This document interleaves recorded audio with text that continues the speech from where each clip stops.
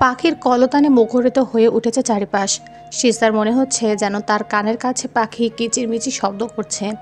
কাঁচের জানালা ভেদ করে সকালের সোনালি আলোক রোশনি সিজদার চোখে মুখে পড়ছে।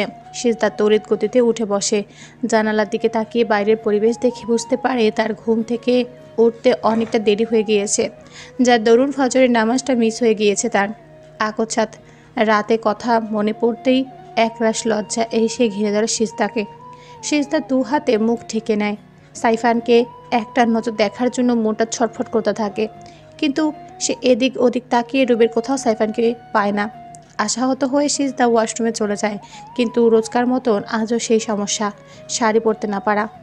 এত সকালে সামিরা ঘুম থেকে ওঠেনি যে সামিরাকে ডাকবে। এদিকে সালেহা বেগম রান্নার কাজে ব্যস্ত। উপায়ন্তর না পেয়ে সিজদা নিজে কোনো মতো পেঁচিয়ে নেয় শাড়ি, কিন্তু দু কদম আগাতেই ঠাস করে ফ্লোরে পড়ে যায়। তখনই সাইফান রুমে প্রবেশ করে। সিজদাকে ফ্লোরে পড়ে থাকতে দেখে সাইফান দৌড়ে এসে সিজদাকে ফ্লোর থেকে তুলে বিছানায় বসিয়ে দিয়ে সিজদার দিকে ভালো করে তাকাতেই হো হো করে হেসে ওঠে সাইফান। সাইফানকে হাসতে দেখে সেদিকে মুগ্ধ দৃষ্টিতে তাকিয়ে থাকে সিজদা। সাইফান হাসলে মেয়েদের মতো গালে টোল পড়ে, বড্ড আকর্ষণীয় লাগছে দেখতে। সিজদা আরও লক্ষ্য করলো সাইফানের উপরের ঠোঁটের ডান সাইডে কালো কুচকুচে একটা তিল রয়েছে। সাইফানকে হাসতে দেখে সব ব্যথা ভুলে গেল সিজদা। সিজদা কপট রাগ দেখিয়ে বলল, আপনি হাসছেন কেন? সাইফান সিজদাকে বিছানা থেকে তুলে ড্রেসিং টেবিলের সামনে দাঁড় করিয়ে দিয়ে বলল, দেখো কিভাবে শাড়ি পরছো তুমি। এভাবে কেউ শাড়ি পরে? তোমার শাড়ি পরার স্টাইল দেখে শুধু আমি না, সবাই হাসবে। তোমাকে দেখতে একদম পেতনির মতো লাগছে। তো কি করব, আমি শাড়ি পরতে পারি না। এত সকালবেলা কাউকে ডাকারও উপায় নেই, তাই তো বাধ্য হয়ে যেরকম পারছে সেরকমই পড়েছি। সমস্যা নেই, তোমার বর তো আছে, আমি পড়ে দিচ্ছি। সাইফানের কথা শুনে সিজদার চোখ বড় বড় হয়ে যায়। সিজদা দু কদম পিছিয়ে গিয়ে বলল, না না, তার কোনো দরকার নেই। প্রয়োজনে আমি 3 পিস পরে নেব। শাড়িতেই নারী, শাড়িতে মেয়েদের অন্যরকম সুন্দর লাগে। আমি জানি তুমি লজ্জা পাচ্ছ বলে না করছো, তোমাকে লজ্জা পেতে হবে না বলে সাইফান একটা কাপড় নিজের চোখে বেঁধে নিয়ে শাড়ির এক কোণা সিজদার কোমরে গুজে দিয়ে শাড়ি কুচি দিতে শুরু করে। সিজদা শুধু অবাক নয়নে তাকিয়ে আছে। কুচি দেওয়া শেষ হলে সাইফান কুচিগুলো গুজে দিতে লাগলো। সাইফানের হাত সিজদার পেটে স্পর্শ করে। সাইফানের হাতের স্পর্শে সিজদার সারা শরীরে বিদ্যুৎ বয়ে লোমকূপ দাঁড়িয়ে যায়। ক্রমাগত হৃদস্পন্দন বাড়তে থাকে, বুকের মধ্যে উথাল পাথাল শুরু হয়ে যায়। বারবার কেঁপে কেঁপে ওঠে সিজদা। শির দ্বারা বেশ শীতল স্রোত বয়ে যায়। সিজদা দু হাতে শাড়ির আঁচল খামচে ধরে। এর মধ্যে সাইফানের শাড়ি পরানো কমপ্লিট হয়ে যায়। সাইফান চোখের কাপড় সরিয়ে সিজদাকে ড্রেসিং টেবিলের সামনের টুলের ওপর বসিয়ে দিয়ে হেয়ার ড্রায়ার দিয়ে সিজদার চুল শুকিয়ে দেয়। সাইফানের এমন কেয়ারগুলো সিজদার মনে দাগ কেটে যায়। সিজদার মাথায় একটা দুষ্টু বুদ্ধি ভর করে। ইদানিং সাইফানকে ঝাড়াতে বড্ড ভালো লাগে তার। সাইফানের ভীত হয়ে চুপসে যাওয়া চেহারা দেখে বৈদেশিক আনন্দ পায় সিজদা। সিজদা মুখে দুষ্টু হাসি ঝুলিয়ে বলল, আপনি এত ভালো শাড়ি পরাতে পারেন? আমার তো বিশ্বাসই হচ্ছে না। এই আপনি সত্যি করে বলুন তো, আপনার বউটা আছে নাকি? বউ না থাকলে এত ভালো শাড়ি পরানো শিখলেন কিভাবে? কোনো মেয়েকে পরিয়ে শিখালেন? সাইফান ঘামতে শুরু করলো। জিভ দিয়ে ঠোঁট ভিজিয়ে নিয়ে বলল, ইউটিউব। হ্যাঁ, ইউটিউব দেখে শিখেছি। ভেবেছিলাম বিয়ের পর রোজ বউকে নিজে হাতে শাড়ি পরিয়ে দেব, তাই তো বিয়ের আগে ইউটিউব দেখে শাড়ি পরানো শিখে নিয়েছি। ভালো করেছি না? হ্যাঁ, খুব ভালো করেছেন। যে কটা দিন এখানে আছি রোজ তোমাকে শাড়ি পরিয়ে দেব, কেমন? তার কোনো প্রয়োজন নেই, আমি শাড়ি পরা শিখে নেব। আমি থাকতে শুধু শুধু তুমি কেন কষ্ট করবে বলো তো? সিজদা মুচকি হেসে মনে মনে বলল, আপনি বুঝবেন না, আপনার সংস্পর্শে আসলে আমার কেমন অনুভূতি হয় আমি সহ্য করতে পারি না। এই যন্ত্রণা সহ্য করার চেয়ে আপনার থেকে দূরে থাকা ঢের ভালো। সিজদা রেডি হয়ে বিধি চৌধুরীর রুমের কাছে আসতেই তার রুম থেকে কান্নার আওয়াজ শোনা যায়। পা থেমে যায় সিজদার। সিজদা গুটি গুটি পায়ে বিধি চৌধুরীর রুমে প্রবেশ করে। তিনি ঐশ্বর্যের ছবি বুকে নিয়ে কান্না করছেন। এহেন দৃশ্যে সিজদার চোখের কোণে পানি জমে। বিধি চৌধুরীর এই অবস্থার জন্য সিজদার নিজেকে দায়ী মনে হয়। সিজদা এগিয়ে গিয়ে বিধি চৌধুরীর হাতের ওপর হাত রেখে বলল, মামিমা, কান্না করবেন না। আপনাকে কান্না করতে দেখলে মামুরও খারাপ লাগবে। বিধি চৌধুরীর এক ঝটকায় সিজদার হাত সরিয়ে দিয়ে বলল, আমার কাটা গায়ে নুনের ছিটা দিতে এসেছিস? সব হয়েছে তোর জন্য। আমার মেয়েটার গায়ে শুধুমাত্র তোর জন্য কলঙ্ক লেগেছে। তোর জন্য জেলের ভাত খেতে হচ্ছে আমার মেয়েটার। আমার বেবিকে কষ্টে রেখে তুই কখনো সুখে সংসার করতে পারবি না সিজদা। একজন মা হয়ে বলছি, তুই কখনো সুখ পাবি না। আমার চোখ থেকে যতটা পানি ঝরছে এর থেকেও বেশি পানি তোর চোখ থেকে ঝরবে। তুই সেদিন বুঝতে পারবি কাছের মানুষ ছেড়ে থাকা যন্ত্রণা কতটা কষ্টের। সিজদা নির্বাক হয়ে গিয়েছে, চোখ থেকে অঝরে পানি পড়ছে তার। সে তো ঐশ্বর্যের ক্ষতি চায়নি, আয়না সে ঐশ্বর্যের এগেনেস্টে কিছু বলেছে, এরপরও মামিমা তাকে দায়ী করছে, তাকে অভিশাপ দিচ্ছে। সীতা চোখের পানি মুছে কিচেনে এসে সালেহা বেগমকে জড়িয়ে ধরে। সালেহা বেগমের মাঝে সে তার মাকে খুঁজে পায়। তার বুকে মাথা রাখলে এক ধরনের শান্তি অনুভব করে, সমস্ত কষ্ট যেন মূর্ছা যায়। সিজদার চোখে পানি দেখে বিচলিত হয়ে পড়েন সালেহা বেগম। সিজদাকে বুক থেকে তুলে চোখের পানি মুছে দিয়ে বললেন, কি হয়েছে সিজদা? সকাল সকাল তোর চোখে পানি ক্যারে? জামাই বাবাজি তোরে কিছু কইছে? না খালা। নিশ্চয়ই বড় ম্যাডাম কিছু কইছে? হ খালা, আমার জন্য নাকি আবামনিরে পুলিশে ধরে নিয়ে গেছে, আমি নাকি তার সুখ শান্তি কেড়ে নিয়েছি। তার মাইয়া তো ধোয়া তুলসী পাতা, পুলিশে ধরে লেগে গেছে, বেশ হয়েছে। জেলের ভাত পেটে পড়লে যদি একটু শিক্ষে হয়। পুলিশের উচিত ছিল মামাইয়া দুটারে কমরে দড়ি পড়ায় ট্রেনে বেঁধে টানতে টানতে লইয়া যাওয়া। তুই মন খারাপ করিস না মা, শকুনের দোয়া কখনো গরু মরে না। চোখ মুছে ফেল সিজদা, আল্লাহ যদি তোর কপালে সুখ লিখা থাকে, কারো ক্ষমতা নেই সেই সুখ কায়রা নেওয়ার। সিজদা চোখের পানি মুছে সাইফানের জন্য পরোটা, ডিম ভাজি, ফলের জুস করে রুমে নিয়ে আসে, কিন্তু সাইফানকে রুমে পায় না। সিজদা সাইফানের খোঁজে রুম থেকে বের হওয়ার জন্য পা বাড়াতেই কর্কশ শব্দে সাইফানের ফোন বেজে ওঠে। সিজদা ব্যাপারটা আমলে নেয় না, কিন্তু বারবার কল আসতে দেখে সিজদা ভাবে হয়তো হালিমা মঞ্জুল থেকে কল করা হয়েছে। সিজদা এগিয়ে এসে কল রিসিভ করতেই বুক ধুক করে ওঠে তার। কেউ তার হাত থেকে ছো মেরে ফোন কেড়ে নেয়, যা তরুণ ভয় পেয়ে যায় সিজদা তড়িৎ গতিতে পেছন ফিরে দেখে তার হাত থেকে ফোন ছিনিয়ে নেওয়া ব্যক্তিটা আর কেউ নয়, তার বিয়ে করা বর সাইফান। সিজদা বিস্ময় নয়নে সাইফানকে পর্যবেক্ষণ করতে লাগলো। সে সাইফানকে সন্দেহ করতে চায় না, কিন্তু সাইফানের কর্মকাণ্ডে সিজদার মনে সন্দেহের দানা বাঁধে। সাইফান কথা বলা শেষ করে রুমে প্রবেশ করতেই সিজদার তেজি কণ্ঠে বলল, কে ফোন করেছিল, যার জন্য আপনি আমার হাত থেকে ফোন কেড়ে নিলেন? আমাকে কথা বলতে দিলেন না। আমি কথা বলে আপনার খুব সমস্যা হয়ে যেত বুঝি? তুমি কি আমাকে সন্দেহ করছো? তোমার কি মনে হয় আমার ওয়াইফ বা গার্লফ্রেন্ড ফোন করেছিল? এ বাবা, আপনি এত রেগে যাচ্ছেন কেন? আমি শুধু জিজ্ঞেস করলাম কে ফোন করেছে। আপনি আমার স্বামী, আপনার সব কিছুর ওপর অধিকার আছে আমার। যদিও আমি আপনার ফোন ধরতে চাইনি, কিন্তু বারবার কল আসছিল দেখে রিসিভ করেছিলাম। আমার ভুল হয়ে গেছে, আমি আর কখনোই আপনার কোনো জিনিসে হাত দেব না। সাইফানের বুঝতে বাকি রইল না যে সিজদা মনে ধীরে ধীরে সন্দেহের দানা বাঁধতে শুরু করেছে। সাইফান পেছন থেকে সিজদাকে জড়িয়ে ধরে বলল, আমি বেশ বুঝতে পারছি আমার বইয়ের অভিমান হয়েছে, কিন্তু আমার কিছু করার ছিল না। আমার খুবই ক্লোজ ফ্রেন্ড রবিন কল করেছিল। প্রথমত রবিন জানে না আমি বিয়ে করেছি। তুমি কথা বললে রবিন আমার বিয়ে ব্যাপারে জেনে যেত। ওকে না বলে বিয়ে করেছি জানলে রবিন খুব কষ্ট পেত। দ্বিতীয়ত আমি চাইনি আমার বইয়ের আমার মিষ্টি কণ্ঠ অন্য কোনো পুরুষ কর্ণগৃহে প্রবেশ করুক। আমি একাই আমার বইয়ের মিষ্টি কণ্ঠ শুনব। অন্য কোনো পুরুষ আমার বইয়ের মিষ্টি কণ্ঠ শুনে যদি তার প্রেমে পড়ে যায়, সেটা তো আমি হতে দিতে পারি না, তাই না? সাইফানের এমন মিষ্টি আলিঙ্গন, শুধু মিশ্রিত কথা শুনে সিজদার সমস্ত রাগ অভিমান যেন মূর্ছা যায়। সিজদাও পেছনে ঘুরে সাইফানকে জড়িয়ে ধরে। যমুনা মির্জার অপারেশন সাকসেসফুল হয়েছে, ব্লাডের জন্য কোথাও দৌড়াদৌড়ি করতে হয়নি। আরাফাত, আবদুল্লাহ, সাকিব নামের 3জন ছেলে স্বেচ্ছায় 3 ব্যাগ ব্লাড ডোনেট করেছে। তারা যখন ব্লাড দেওয়ার কথা বলে তখন সার্জিস একটু অবাক হয়েছিল, কিন্তু পরে ছেলেগুলো জানায় তাদের বাবা মা কেউ নেই। ছোটবেলা থেকে তারা এতিমখানায় বড় হয়েছে। যমুনা মির্জাকে তারা ছোট থেকে মা ডেকে এসেছে। আজ থেকে কয়েক বছর আগে যমুনা মির্জাকে তারা রক্তাক্ত অবস্থায় রাস্তায় পড়ে থাকতে দেখে হসপিটালে অ্যাডমিট করেছিল, কিন্তু জ্ঞান ফেরার পর তার পূর্বের কোনো কথা মনে ছিল না, এমনকি তার নিজের নামটা পর্যন্ত মনে ছিল না। ছোট ছোট বাচ্চাগুলো কি করবে বুঝতে না পেরে যমুনা মির্জাকে এতিমখানা নিয়ে যায়। যমুনা মির্জাকে এতিমখানা রান্নাবান্নার কাজে নিযুক্ত করা হয়। এতিমখানার সব বাচ্চারা যমুনা মির্জাকে মা বলে সম্বোধন করে। তিনিও নতুন পরিচয়ে নতুন পরিবেশে খাপ খাইয়ে নেয়। এভাবে কেটে যায় কয়েক বছর। এতিমখানার ছোট ছোট বাচ্চাগুলো বড় হয়ে যায়। যমুনা মির্জারও বয়স বাড়ে, সেই সাথে বাড়ে শরীরের অসুখ। স্থানীয় ডক্টর তাকে শহরের চিকিৎসার জন্য পরামর্শ দেন। আরাফাত, আবদুল্লাহ, সাকিব তারা 3জন যমুনা মির্জাকে নিয়ে শহরে আসে। তারা গাড়ি থেকে নেমে যমুনা মির্জাকে একটা জায়গা দাঁড় করিয়ে ডক্টরের চেম্বার কোথা জানার জন্য এদিক ওদিক ছোটাছুটি করতে থাকে, কিন্তু ফিরে এসে যমুনা মির্জাকে পায় না। তিনি হাঁটতে হাঁটতে রাস্তার মাঝখানে চলে আসেন। এই শহরে সব কিছু যেন পরিচিত মনে হয় তার। পুরনো কিছু আবছা স্মৃতি মস্তিষ্কে কড়া নাড়ে। চোখে মুখে অন্ধকার হয়ে আসে তার, মাথা চক্কর দিয়ে ওঠে। তখনই একটা ট্রাক এসে তাকে ধাক্কা দিয়ে ফেলে দেয়। তিনি মুখ থুবড়ে রাস্তায় পড়ে যান। ভাগ্যক্রমে সার্জিস সেই রাস্তা দিয়ে আসছিল, যার দরুন এতগুলো বছর পরেও মায়ের দেখা পেরেছে। ৪৮ ঘন্টা পরে যমুনা মির্জার জ্ঞান ফিরেছে। তার ফিরে আসার সংবাদে হালিমা বেগম, ফারুক মির্জা ও ছুটে এসেছেন। চোখে মুখে খুশির ছাপ লেগে রয়েছে, কিন্তু তার স্ত্রীর মুখোমুখি হওয়ার সাহস নেই তার। যমুনা মির্জা চোখ খুলতে তার সামনে সার্জিসকে দেখতে পায়। এতগুলো বছর পরেও নিজের নারী ছেড়ে ধনকে চিনতে অসুবিধা হয় না যমুনা মির্জার। তিনি বাবু বলে সার্জিসকে জড়িয়ে ধরে চোখে মুখে অজস্র চুমুতে ভরিয়ে দেন।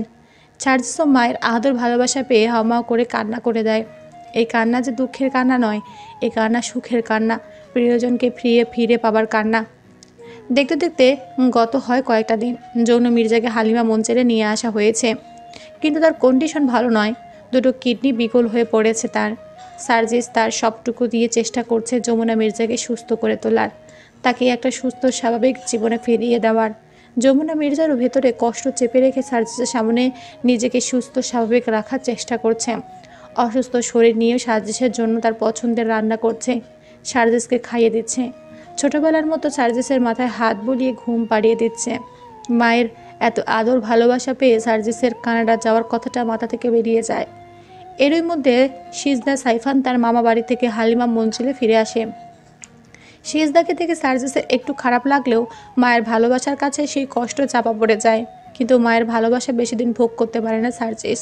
তার জীবন আবারও অন্ধকারের অতল তলিয়ে যায়। রাতভর বৃষ্টি হবার দরুন ছাদ স্যাঁতস্যাঁতে পিচ্ছিল হয়ে উঠেছে। যমুনা মির্জা রুমে থাকতে থাকতে বোর হয়ে গিয়েছেন। সার্জিস পই পই করে দিয়েছে সে যেন অসুস্থ শরীর নিয়ে কোথাও বের না হয়। কিন্তু যমুনা মির্জার সাত জাগে ছাদে গিয়ে প্রকৃতির তাজা শ্বাস প্রাণ ভরে নিতে। যমুনা মির্জা গুটি গুটি পায়ে ছাদে পা বাড়ায়। অদ্ভুত এক ধরনের প্রশান্তিতে ছেয়ে যায় শরীর মন। এই ছাদের কত শত স্মৃতি জড়িয়ে রয়েছে তার। তিনি হাত দিয়ে ছাদে থাকা গাছ সব ছুঁয়ে দেন। বড্ড ভালো লাগছে তার, নিজেকে যেন কিশোরী বধূ মনে হচ্ছে। কিন্তু হুট করেই তার পা পিছলে যায়। তিনি তাল সামলাতে না পেরে ঠাস করে নিচে পড়ে যান, যার দরুন মাথা ফেটে রক্ত গলগল করে তাজা রক্ত বেরিয়ে আসে। সার্জিস তার মায়ের জন্য খাবার নিয়ে এসে যমুনা মির্জাকে নিজের রুমে না পেয়ে সারা বাড়ি তন্ন তন্ন করে খুঁজে বেড়ায়, কিন্তু কোথাও যমুনা মির্জার দেখা মেলে না। সার্জিস যেন নিজেকে পাগল পাগল মনে হয়, বুকে চিনচিনে ব্যথা সৃষ্টি হয়। যমুনা মির্জা কোথায় যেতে পারে ভাবতে থাকে। হুট করে তার মাথায় ছাদের কথাটা স্মরণ হয়। সার্জিস আর এক মুহূর্ত বিলম্ব না করে ছাদে দৌড়ে আসে। যমুনা মির্জার এই অবস্থা থেকে হাত থেকে খাবারের প্লেটটা নিচে পড়ে যায়। সার্জিসের ফ্লাইটের সময় ঘনিয়ে এসেছে। যদিও মাকে কিছুদিনের জন্য কাছে পেয়ে সার্জিস ভেবেছিল সে কানাডা যাবে না, বাকি জীবনটা সে তার মায়ের আদর ভালোবাসায় কাটিয়ে দেবে, কিন্তু ভাগ্য তার সহায় হয়নি। মাকে পেয়েও হারিয়ে ফেলেছে সার্জিস। আর কখনোই যমুনা মির্জা তার কাছে ফিরে আসবে না।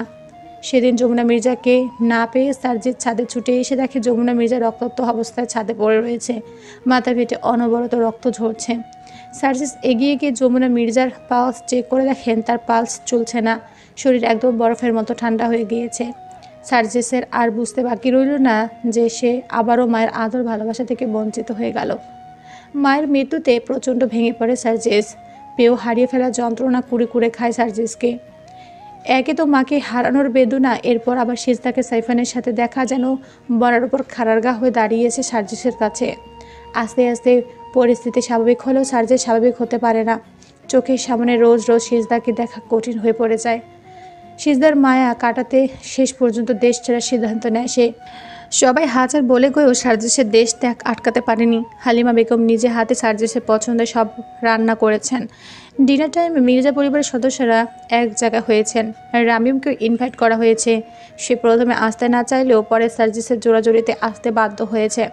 হালিমা বেগম সার্জিসের প্লেটে এটা ওটা তুলে দিচ্ছেন। সার্জিসও তৃপ্তি সহকারে খাচ্ছে। খাওয়ার এক পর্যায়ে সার্জিস বলল, যেহেতু সবাই এখানে উপস্থিত আছে তাই আমি সবার উদ্দেশ্যে কিছু বলতে চাই। তোমরা হয়তো জানো না, সামিরা আর রামিম এক অপরকে ভালোবাসে। রামিম বেশ কয়েক বছর ধরে আমার সাথে কাজ করছে। আমি রামিমকে যতটুকু জেনেছি, রামিম খুব ভালো ছেলে। এই যুগে রামিমের মতো একটা ছেলে পাওয়া দুষ্কর। যেহেতু রামিম সামিরা দুজনকে ভালোবাসে, তাই আমার মনে হয় তাদের সম্পর্কটা সবার মেনে নেওয়া উচিত। সার্জিসের কথা শেষ না হতে শান্তা মির্জা তেতে উঠে বলল, ইম্পসিবল। এমন একটা ভিখারি ছেলের সাথে আমি কিছুতে আমার মেয়ের বিয়ে দেবো না। ওই ছেলের কি আছে? না আছে টাকা পয়সা, ব্যাংক ব্যালেন্স, আর না আছে কোনো দালান কোঠা। আমার মেয়ের জন্য কত বড় বড় ঘর থেকে বিয়ে সম্বন্ধ আসছে, কত বড়লোক পাপের ছেলেরা আমার মেয়ের জন্য পাগল, আর আমি কি না একটা রাস্তার ছেলের সাথে আমার মেয়ে বিয়ে দেব? এটা তুমি ভাবলে কি করে? শুধু টাকা পয়সা তা ব্যাংক ব্যালেন্স থাকলেই সুখী হওয়া যায় না আমি। ভালোবাসা থাকলে কুড়ে ঘরে সুখ থাকে। সংসার করা তো সহজ নয়। প্রেমের জীবন আবেগ দিয়ে চললেও বিয়ের পরবর্তী জীবন বিবেক দিয়ে চালাতে হয়। সংসারে যখন অভাব অনটন দেখা দিবে তখন কোনো আবেগই কাজ করবে না। টাকা না থাকলে ভালোবাসা এমনিতেই জানালা দিয়ে পালিয়ে যাবে। আমি চাই না আমার মেয়ের সাথে এমন কিছু হোক। বাবা, তোমার কি মতামত? তুমি কি চাও না তোমার মেয়ে সুখে শান্তিতে থাকুক? এক্ষেত্রে আমি তোর মাকে সাপোর্ট করব। তুই যেটা বলেছিস সেটা কখনোই সম্ভব নয়। আমি সামিরার জন্য অনেক ভালো পাত্র নিয়ে আসব।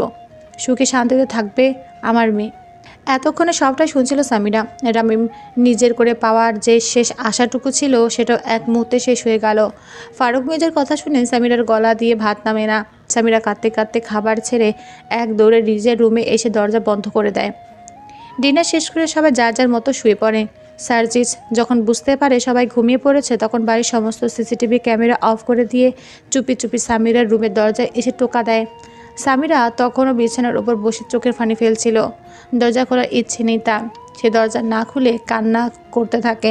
সামিরা দরজা খুলছে না দেখে সার্জিস সামিরাকে মেসেজ দেয়, বোন দরজা খোল। সার্জিসের মেসেজ পেয়ে সামিরা চোখের পানি মুছে তড়িৎ গতিতে বিছানা ছেড়ে দরজা খুলে সার্জিসকে দেখা মাত্রই জড়িয়ে ধরে কান্না করতে করতে বলল, ভালোবাসা কেন এত অসহায় ভাইয়া? বিশ্বাস করো ভাইয়া, আমার টাকা পয়সা ধন দৌলত কিছুই চাই না। আমার শুধু রামিমকে চাই। রামিমকে ছাড়া আমি বাঁচতে পারবো না ভাইয়া। সার্জিস সামিরার মাথায় হাত বুলিয়ে দিয়ে বলল, তোর ভাইয়া এখনও বেঁচে আছে সামিরা। ভালোবেসে না পাবার যন্ত্রণা কতটা কঠিন আমি বুঝতে পারছি। যে কষ্ট আমি পাচ্ছি সেই কষ্ট তোকে আমি পেতে দেব না বোন। তুই 5 মিনিটের মধ্যে তোর ব্যাগপত্র গুছিয়ে নে। কেন ভাইয়া? নিচে রামিম তোর জন্য অপেক্ষা করছে। কিন্তু ভাইয়া, কোনো কিন্তু না। এছাড়া রামিম আর তোর এক হওয়ার কোনো উপায় নেই। এখন ডিসিশন তোর, তুই কী করবি ভেবে দেখ। সামিরা কোনো কথা না বলে চুপচাপ তার জামাকাপড় গুছিয়ে নেয়। সার্জিস সামিরাকে নিয়ে নিচে এসে দেখে রামিম বাইক নিয়ে দাঁড়িয়ে আছে। সার্জিস সামিরাকে বাইকে বসিয়ে দিয়ে বলল, কোনো টেনশন করিস না বোন। কাল যেহেতু আমার ফ্লাইট, সবাই আমার দিকেই ফোকাস দিবে। এখনই সুযোগ। এই সুযোগে তুই তোর ভালোবাসার মানুষের হাত ধরে অনেক দূরে চলে যা। তোরা সুখে থাক, ভালো থাক। আর রামিম, তোমার উপর ভরসা করে আমি বাড়ির সবার বিরুদ্ধে গিয়ে সামিরাকে তোমার হাতে তুলে দিলাম। আমার বোনের চোখ থেকে যদি এক ফোঁটা পানি পড়ে আমি কিন্তু তোমাকে ছেড়ে কথা বলবো না। তোমার অ্যাকাউন্টে আমি কিছু টাকা পাঠিয়েছি। আপাতত কিছুদিন শহর ছেড়ে অনেক দূরে চলে যাও। চিন্তার কোনো কারণ নেই, তোমার চাকরির ব্যবস্থা করে দেবো আমি। আমার বড় ভাই ছিল না, বিধাতা বড় ভাই স্বরূপ আপনাকে আমার কাছে পাঠিয়েছিলেন। আপনি এ পর্যন্ত আমার জন্য, আমার পরিবারের জন্য যা যা করেছেন সেটা নিজের লোকেও করে না। আমি আপনার কাছে চিরকৃতজ্ঞ থাকবো স্যার। আজকে আপনি আমার জন্য যা করলেন, আমার গায়ের চামড়া দিয়ে যদি আপনাকে জুতো তৈরি করে দেই তবুও সেটা কম হয়ে যাবে। জুতোর কোনো প্রয়োজন নেই। আমি আমার অনেক প্রিয় একটা জিনিস তোমার হাতে তুলে দিচ্ছি। তার অযত্ন যেন না হয়। তোমার কাছে কিছু চাওয়ার নেই আমার। তুমি শুধু আমার বোনের খেয়াল রাখবে, তাতেই আমি খুশি। আমি আমার জীবন দিয়ে হলেও চেষ্টা করব স্যার। সামিরার সব স্বপ্ন পূরণ করার দায়িত্ব আমার। আমি সামিরার কোনো ক্ষতি হতে দেব না। এতটুকু ভরসা আপনি আমার উপর করতেই পারেন স্যার। সার্জিস সামিরার কপালে চুমু দিয়ে বলল, ছোটোবেলা থেকে তুই যা যা চেয়েছিস সবটা দিয়েছি। তোর এই শেষ চাওয়া পূরণ করতে না পারলে আমি কিছুতেই স্থির থাকতে পারছিলাম না। নিজেকে ব্যর্থ ভাই মনে হচ্ছিল। ভালো থাকিস বোন। তুমিও নিজের খেয়াল রেখো ভাইয়া।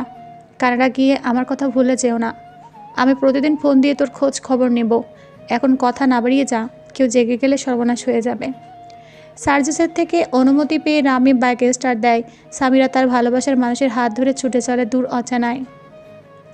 সকাল 10টায় সার্জিসের ফ্লাইট। মির্জা পরিবারের সদস্যরা এয়ারপোর্টে এসেছে সার্জিসকে বিদায় দিতে। সকাল থেকে সার্জিসকে নিয়ে সবাই এত ব্যস্ত ছিল যে সামিরার কথা তারা বেমালুম ভুলে গিয়েছে। রামিম রাতেই কল করে জানিয়েছে তারা নিরাপদে পৌঁছে গিয়েছে। আপাতত রামিমের কাজিনের বাসায় উঠেছে তারা। খুব শীঘ্রই দুজনে বিয়ে করে নেবে। সামিরাকে তার ভালোবাসার মানুষের হাতে তুলে দিতে পেরে সার্জিসেরও ভালো লাগছে। নিজের ভালোবাসা পূর্ণতা না পেলেও বোনের ভালোবাসা পূর্ণতা পেয়েছে, এটাই তার কাছে অনেক বড় পাওয়া। সামিরা রুমের দরজা বন্ধ থেকে সবাই ভেবেছে গতকালের ঘটনায় সামিরা অনেক ভেঙে পড়েছে, হয়তো অনেক রাত করে ঘুমিয়েছে, তাই ঘুম থেকে উঠতে দেরি হচ্ছে। শান্তা মির্জা সামিরাকে ডাকতে গিয়েও রুমে প্রবেশ করে না। ঘুমের মধ্যে সামিরাকে ডেকে তুললে সামিরার মাথায় প্রচণ্ড পেইন হয়। এজন্য সবাই সামিরাকে না ডেকে এয়ারপোর্টে চলে আসে। হালিমা বেগমের চোখ যেন বাঁধ মানতে চাইছে না। যমুনা মির্জা ছেড়ে যাওয়ার পর থেকে তিনি সার্জিসকে মায়ের মতো আদর ভালোবাসা দিয়ে বড় করেছেন। সেই আদরের সার্জিস তাকে ছেড়ে চলে যাচ্ছে ভাবতেই বুকের ভেতর তোলপাড় সৃষ্টি হচ্ছে তার। তিনি সার্জিসকে জড়িয়ে ধরে কান্না করতে করতে বললেন, আমি তোমার সাজানো গোছানো জীবনটা এলোমেলো করে দিলাম দাদু ভাই, আমাকে তুমি ক্ষমা করে দিও। তুমি কিছু করনি দাদু, যা ভুল করার আমি করেছি, এজন্যই তো ভুলের প্রায়শ্চিত্ত করছি। তুমি কেঁদো না, আমার সৌন্দর্যময়ীর খেয়াল রেখো, তার চোখে পানি আসতে দিও না, তাকে সকল বিপদ আপদ থেকে রক্ষা করো। আমি চাই সৌন্দর্যময়ী যেন সবসময় ভালো থাকে, সুস্থ থাকে। মেয়েটা ছোটোবেলা থেকে কষ্ট পেয়ে আসছে, এখন তার সুখের দিন ফিরেছে, তার মুখে যেন সারা জীবন তৃপ্তির হাসি লেগে থাকে। প্রতি উত্তরে হালিমা বেগম কিছু না বলে সার্জিসের বুক থেকে সরে গিয়ে নিজের চোখের পানি আড়াল করার চেষ্টা করেন, কিন্তু তিনি ব্যর্থ হন। সার্জিস হালিমা বেগমের চোখের পানি মুছে দিয়ে বলল, এভাবে কেঁদে আমাকে দুর্বল করে দিও না দাদু, তুমি কানাডা যেও না দাদু ভাই, আমি তোমাকে ছাড়া থাকতে পারবো না। ফেরার কোনো পথ খোলা নেই দাদু, কিছুদিন বাদে সব ঠিক হয়ে যাবে। তাছাড়া আমি প্রতিদিন ভিডিও কলে তোমার সাথে কথা বলবো, তোমাকে বুঝতেই দেব না আমি তোমার থেকে দূরে আছি। দেখো, তোমার মনে হবে আমি সবসময় তোমার আশেপাশে আছি, ঠিক আগে যেমনটা থাকতাম। দেশ ছাড়ছো যখন নিজের ইচ্ছায়, তখন আমাদের সাথে যোগাযোগ রাখবে কি রাখবে না সেটাও একান্ত তোমার ব্যক্তিগত ব্যাপার বলে হালিমা বেগম শাড়ি আঁচল দিয়ে চোখ মুছে অন্যত্র চলে যায়। তিনি যেতে সাইফান এসে সার্জিসের কাঁধে হাত রেখে বলল, তোর এইভাবে চলে যাওয়াটা মানতে পারছি না ভাই, মনে হচ্ছে তোর এইভাবে চলে যাওয়ার পেছনে কোথাও না কোথাও আমি দায়ী। আমার জন্য তোর সমস্যা হলে আমাকে বলতে পারতি, আমি আমার বউকে নিয়ে এ বাড়ি থেকে বেরিয়ে যেতাম। তুই কেন তোর সব কিছু ছেড়ে চলে যাচ্ছিস? এখনও সময় আছে ভাই, তুই যাস না। আমার জন্য তো সমস্যা হলে বল, আমি এক্ষুনি এই মুহূর্তে চলে যাচ্ছি। তবুও প্লিজ তুই তো সব ছেড়ে যাস না। তুমি যেমনটা ভাবছো সেরকম কিছু নয় ব্রো। কানাডার একটা বড় হাসপাতাল থেকে আমার জন্য একটা অফার এসেছে। তারা চাইছে আমি তাদের হাসপাতালে কার্ডিওলজিস্ট হিসাবে জয়েন করি। আমার কেরিয়ার গড়ার একটা সুবর্ণ সুযোগ এসেছে, আমি সেই সুযোগ হাতছাড়া করতে চাইনি, তাই তো কানাডা যাওয়া। তোমার প্রতি কোনো রাগ অভিমান নেই আমার। তুমি শুধু শুধু নিজেকে দায়ী মনে করছো। তুমি আমার কথা বাদ দাও, তুমি নতুন বিয়ে করেছো, নিজের সংসারে মনোযোগ দাও। তোমাদের নতুন জীবনের জন্য অনেক অনেক শুভেচ্ছা রইল। খুব ইচ্ছে ছিল তোর সাথে পুরো শহর ঘুরে দেখার, কিন্তু সে চাওয়া অপূর্ণ থেকে গেল। তোর সাথে ভালো করে পরিচয় হওয়ার আগে তুই চলে যাচ্ছিস। কানাডা গিয়ে আমাদেরকে ভুলে যাস না ভাই, তোকে অনেক বেশি মিস করব আমি। আর হ্যাঁ, খুব শীঘ্রই দেশে ফিরে আসার চেষ্টা করবি। দেশে ফিরলে তোকে লাল টুকটুকে একটা মেয়ে দেখে বিয়ে দেব। আবার আমাদের হক মেয়ে কোনো বিদেশি নিয়ে বিয়ে করে নিয়ে আসিস না ভাই। চিন্তা করো না, কোনো বিদেশিরই মনে জায়গা পাবে না, মনটা যে অন্য কারো দখলে রয়েছে। বাই দ্য ওয়ে, এবারে ফিরে এসে যেন তোমাদের দুজনকে থেকে তিনজন দেখতে পাই। চাচ্চু ডাক শুনতে পাই যেন। বলতে বলতে গলা ধরে এলো সার্জিসের। কথাগুলো বলতে তার বুক ফেটে যাচ্ছিল, তবুও সে চায় না সাইফান তাকে কোনো প্রকার সন্দেহ করুক, তার জন্য সিজদার কোনো সমস্যা হোক। সাইফান কাঁথা ঘুরিয়ে বলল, সাবধানে যাবি, আর পৌঁছে কল করবি কিন্তু। সার্জিস কিছু বলার আগে তাথই এসে সার্জিসকে শক্ত করে জড়িয়ে ধরে। কান্না করতে করতে মেয়েটার চোখ মুখ ফুলে উঠেছে, নাকের পাতা লাল টুকটুকের আকার ধারণ করেছে। সার্জিস এক ঝটকায় তাথইকে নিজের বুক থেকে সরিয়ে নিয়ে বলল, এসব কোন ধরনের অসভ্যতা তাথই? তোকে কতবার বলেছি আমাকে এভাবে হুটহাট জড়িয়ে ধরবি না, এরপরও কথা কানে যায় না তোর? এক কথার কতবার বললে শুনবি তুই? না, যায় না। তুমি কেন বোঝো না আমি তোমাকে ভালোবাসি, তোমাকে ছাড়া কিছু ভাবতে পারি না। তুমি আমাকে একা রেখে চলে যাচ্ছ, আমি কী নিয়ে বাঁচবো সার্জিস? তুমি প্লিজ যেও না। তুই আমাকে সত্যি ভালোবাসিস? Any doubt? আমার ফেরার অপেক্ষা করতে পারবি? সেটা হোক 5 বছর, 10 বছর বা সারা জীবন। তুই যদি আমাকে সত্যিকারে ভালোবাসিস তাহলে আমার জন্য অপেক্ষা করবি। আই প্রমিস ইউ, তুই যদি আমার জন্য অপেক্ষা করতে পারিস, আমি আমার বোনের বিরুদ্ধে গিয়ে তোকে আপন করে নেব, বিয়ে করব তোকে। কিন্তু তার জন্য তোর অপেক্ষা করতে হবে। এটা তোর একটা পরীক্ষা, ভালোবাসার পরীক্ষা। এই পরীক্ষায় উত্তীর্ণ হলে উপহারস্বরূপ এই সার্জিস মির্জাকে পাবি তুই। সার্জিসের এভাবে চলে যাওয়াটা মেনে নিতে পারছে না সিজদা। তার কেন জানি কষ্ট লাগছে, চিৎকার করে কান্না করতে ইচ্ছে করছে। মনে হচ্ছে যেন তার জীবন থেকে অনেক দামি কিছু হারিয়ে যাচ্ছে। সার্জিস চলে যাওয়ায় এত খারাপ লাগার কারণ বুঝে উঠতে পারছে না সিজদা। হয়তো কৃতজ্ঞতা বোধ থেকে এমন হচ্ছে। সিজদা গুটি গুটি পায়ে সার্জিসের দিকে এগিয়ে আসে। সিজদার চোখে চোখ পড়তেই বুক ধুক করে ওঠে সার্জিসের। সিজদার চোখ ছলছল করছে, চোখের পাপড়ি ভেজা। সার্জিস তড়িৎ গতিতে চোখ নামিয়ে নিয়ে সামনের দিকে হাঁটতে শুরু করে। তখনই সিজদা পেছন থেকে ডাক্তারবাবু বলে ডাক দেয়। সিজার ডাক কর্ণঘরে প্রবেশ করতেই পা থেমে যায় সার্জিসের। সার্জিস পেছন ফিরে তাকাতেই সিজা জোর কদমে সার্জিসের দিকে এগিয়ে গিয়ে বলল, সবার সাথে কথা বললেন, আমার সাথে কথা বললেন না ডাক্তারবাবু? আমাকে কি আপনার চোখে পড়ছে না, নাকি আমার সাথে কথা বলতে চাইছেন না? বিয়ের পর থেকে দেখছি আপনি কেমন যেন পাল্টে গেছেন, যেন আমাকে চেনেনই না। এমন কেন করছেন ডাক্তারবাবু? কি করেছি আমি? শেষদার এমন দরদ মাখা কথা শুনে চোখ ভিজে উঠল সার্জিসের। গলা ধরে এলো। সার্জিসের জড়ানো কণ্ঠে বলল, দাদু তোমার জন্য বাড়িতে টিচার নিয়ে আসবেন, মন দিয়ে পড়াশোনা করবে, নিজের পরিচয় গড়ে তুলবে। শুধু এইটুকুই? সার্জিস কিছু না বলে চুপচাপ হাঁটতে শুরু করলো। চোখের কান্নিস পেয়ে পানি গড়িয়ে পড়ল তার।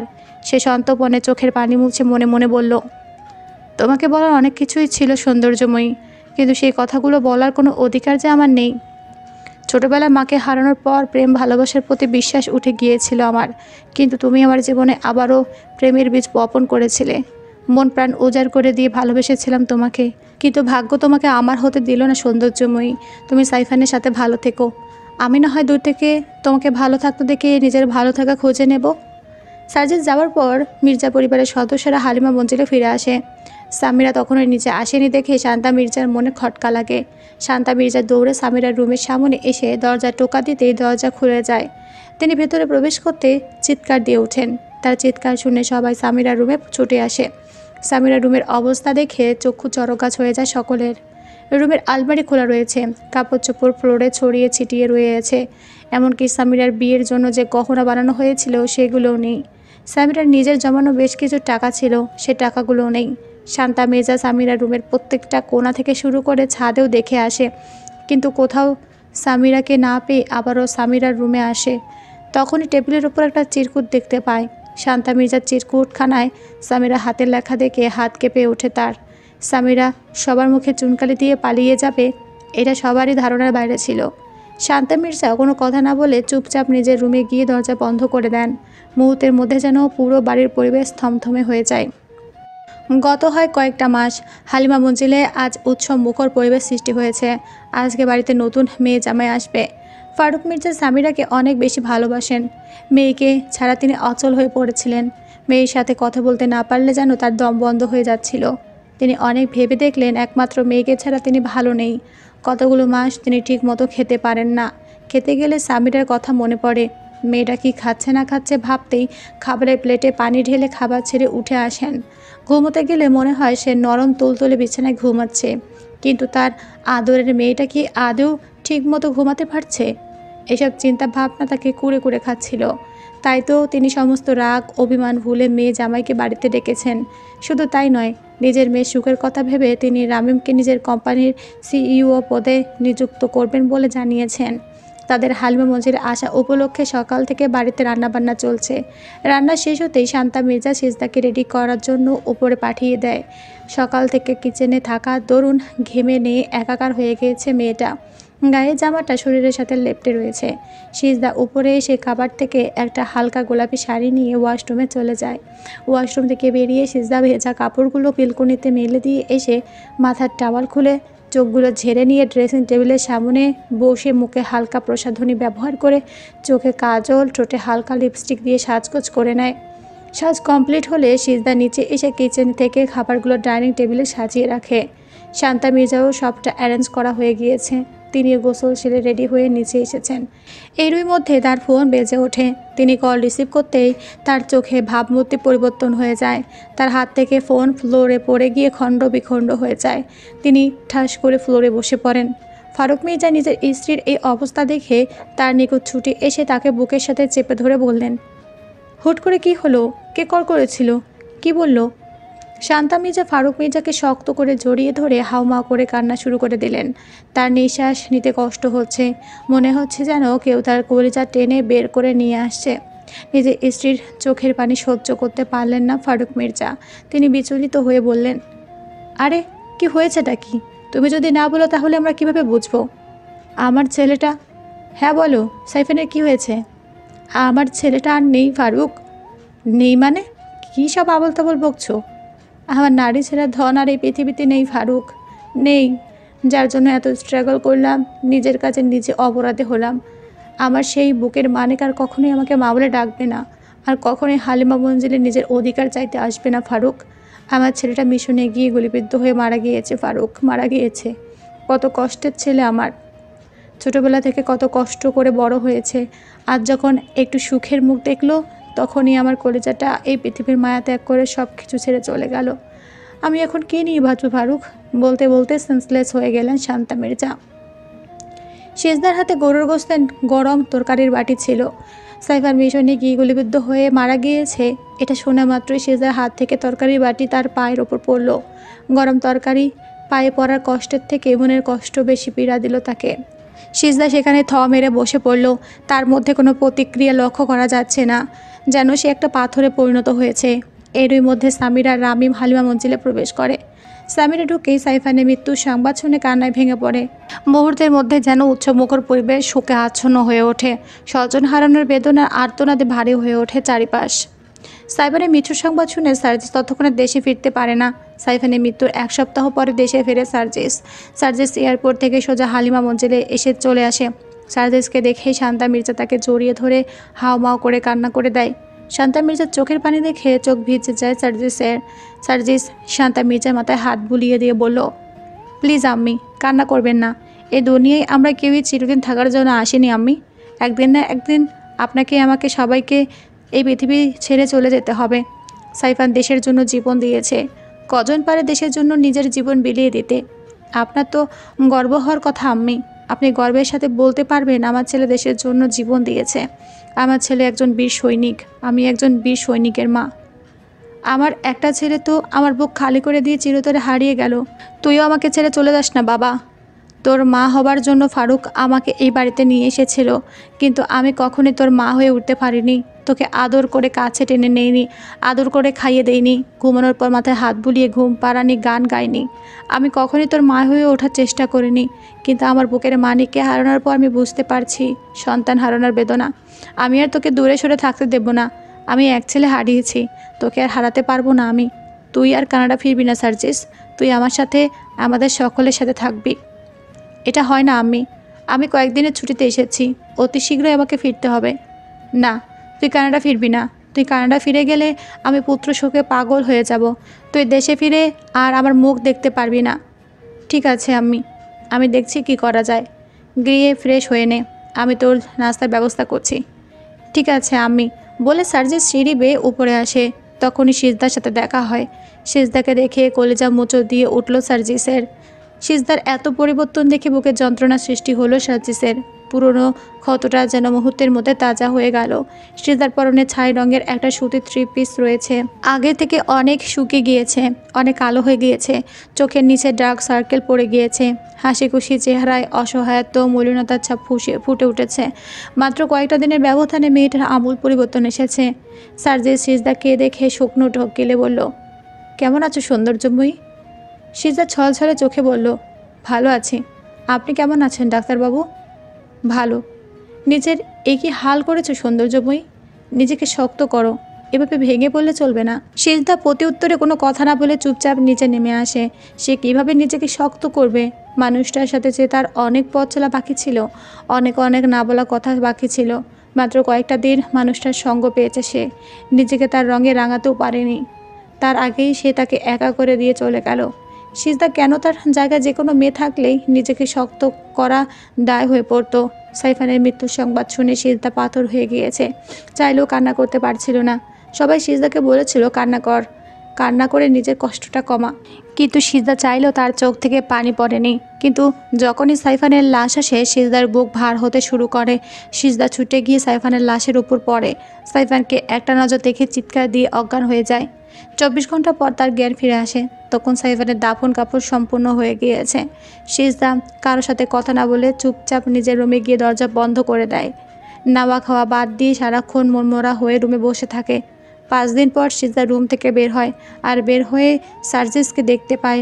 সিজদা নিচে নেমে এসে সোফায় বসতেই পাড়া প্রতিবেশীরা এসে সিজদাকে দেখে বলল, আহারে, ছেলেটা তো মারা গেল, এখন কি হবে মেয়েটার? মেয়েটার গোটা জীবন পড়ে রয়েছে, ভালো করে সংসারটাও গুছিয়ে নিতে পারলো না, এরই মধ্যে বিধবা হয়ে গেল। ভালোই হয়েছে এখনও বাচ্চা কাচ্চা হয়নি, তাহলে আবার বিয়ে করতে গেলে সমস্যা হতো। শুনেছি মেয়েটা এতিম, তার উপর আবার বিধবা হয়ে গেল। এমন মেয়েকে কে বিয়ে করবে? মেয়েটার জীবনটাই নষ্ট হয়ে গেল। সার্জিস রুমে এসে স্থির থাকতে পারছিল না। সিজদার মলিন চেহারাটা তার চোখের সামনে ভেসে উঠছিল। সার্জিস রুমে এসে ফ্রেশ না হয়ে নিচে যাওয়ার জন্য উদ্যত হয়। সিঁড়ি বেয়ে নামতেই মহিলাদের কটু কথা সার্জিসের কানে আসে। এসব কথা শুনে হাত মুষ্টিবদ্ধ হয়ে আসে সার্জিসের। চোখ মুখের ভাবমূর্তি পরিবর্তন হয়ে যায়। সার্জিস আর চুপ থাকতে না পেরে বলল, আপনাদের কি কোনো কাজ নেই? কাজ না থাকলে ঘরে বসে কাঁথা সেলাই করুন, তবু অন্যের সংসারে নাক গলাতে আসবেন না প্লিজ। মেয়েটার কাটা ঘায়ে নুনে ছেটে দেবেন না। ও আল্লাহ, মেয়েটার জন্য তোমার খুব পড়ছে দেখছি। এতই যখন মেয়েটার জন্য চিন্তা হচ্ছে, তাহলে মেয়েটাকে বিয়ে করে নাও, তাহলে তো সব সমস্যার সমাধান হয়ে যাবে। জানি এটা কখনই করবে না, কিন্তু তলে তলে ঠিকই টেম্পো চালাবে। ঘরে এত সুন্দরী মেয়ে থাকলে কোনো পুরুষই নিজেকে সামলে রাখতে পারবে না। তার উপর আবার সুন্দরী মেয়েটা তোমার সম্পর্কে ভাবি হয়। তোমরা দেবর ভাবি সম্পর্ক, রসিকতার সম্পর্ক। এ যুগের মেয়েরা দেবরকে আধাবার মনে করে। Mind your language. অনেক বেশি কথা বলে ফেলছেন আপনারা, কিন্তু আর না, আপনারা এই মুহূর্তে এখান থেকে বেরিয়ে যান। উচিত কথা বললে খালাচি বাজারই হয় পাপু। তোমাদের পারিবারিক ব্যাপার, তোমাদের যা খুশি তাই করো, আমাদের কি? আমাদের শুধু কান আছে শুনবো আর চোখ আছে দেখবো, বলে তারা আগে গজগজ করতে করতে হালিমা মঞ্জিল থেকে বেরিয়ে গেলেন। সিজদা তখনও নিঃশব্দে চোখের পানি ফেলছেন। সার্জিস সিজদার দিকে এগিয়ে এসে বলল, ওদের কথা কিছু মনে করো না সৌন্দর্যময়ী। আমি যে বিধবা হয়েছি, এটা কি আমার দোষ ডাক্তারবাবু? সবাই আমাকে কথা শুনিয়ে যাচ্ছে। সে তো বর ছিল, তার সাথে সারা জীবন সংসার করার স্বপ্ন দেখেছিলাম, সে আমাকে ছেড়ে চলে গিয়েছে। এতে কি আমার কষ্ট হচ্ছে না? আল্লাহ তাআলা কেন যে মানুষটার মরণ না দিয়ে আমার মরণ দিলেন না? আমি আগে থেকেই জানতাম আমার মতো অভাগের কপালে এত সুখ সইবে না। সিজদার মুখে মৃত্যুর কথা শুনে রেগে যায় সার্জিস। সে রাগান্বিত হয়ে বলল, আর একবারও মৃত্যুর কথা মুখে আনবে না সৌন্দর্যময়। তোমাকে বাঁচতে হবে, আমাকে বাঁচানোর জন্য হলো তোমাকে বাঁচতে হবে। কথাটা শুনে চমকে ওঠে সিজদা। সিজদা অবাক হয়ে বলল, কি বললেন ডাক্তারবাবু? আপনাকে বাঁচানোর জন্য বাঁচতে হবে মানে কি?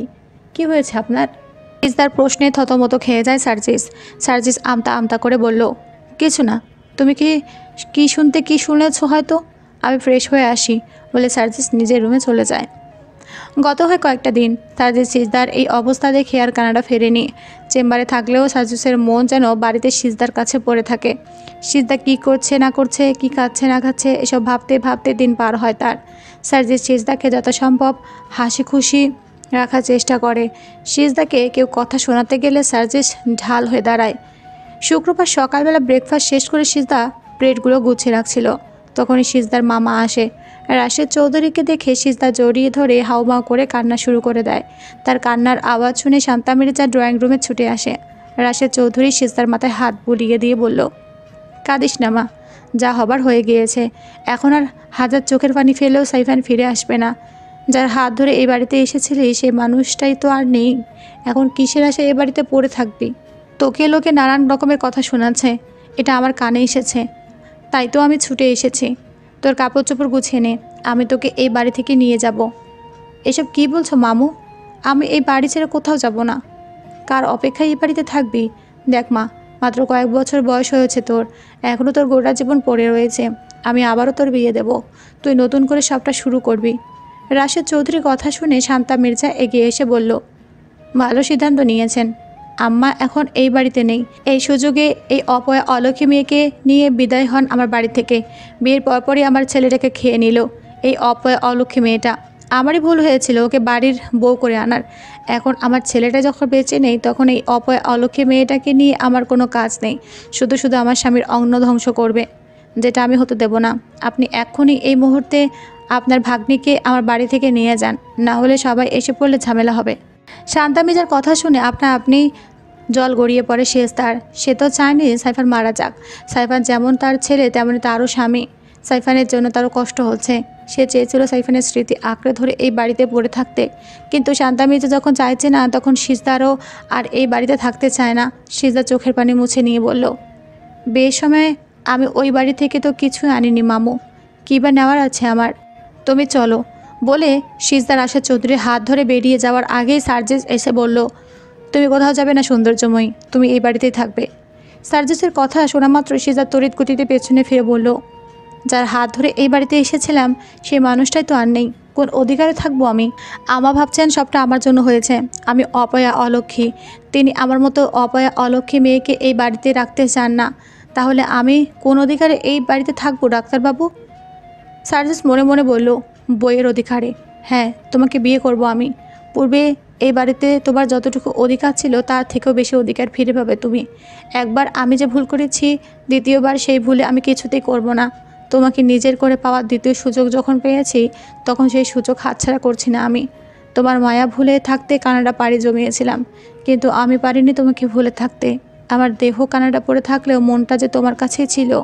সে প্রথম দেখাই মনটা চুরি করে নিয়েছিলে তুমি। আমি ভালোবেসেছি তোমাকে, মন দিয়েছি তোমাকে, বিয়েটাও তোমাকেই করব। তুমি বিধবা হও বা 4 বাচ্চার মা হও, আই ডোন্ট কেয়ার। আমার শুধু তোমাকেই চাই। তোমাকে পাওয়ার জন্য যদি পুরো পৃথিবীর সাথে লড়াই করতে হয় আমি করব। বিনিময়ে তোমাকেই চাইব।